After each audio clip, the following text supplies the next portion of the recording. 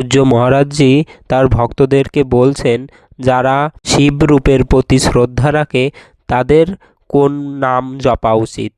মহারাজজি তার সামনে বসা ভক্তকে জিজ্ঞেস করছেন, আপনার কোন নাম প্রিয়? তো সে বলল, শঙ্কর ভগবানের।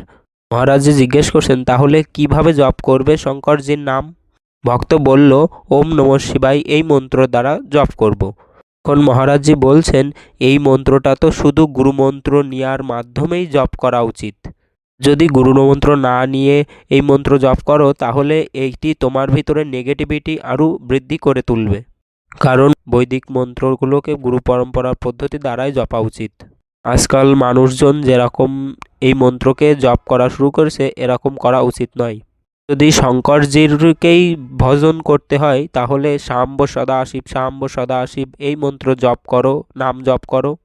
এই নামের অর্থ হলো পিতার সাথে মাতা।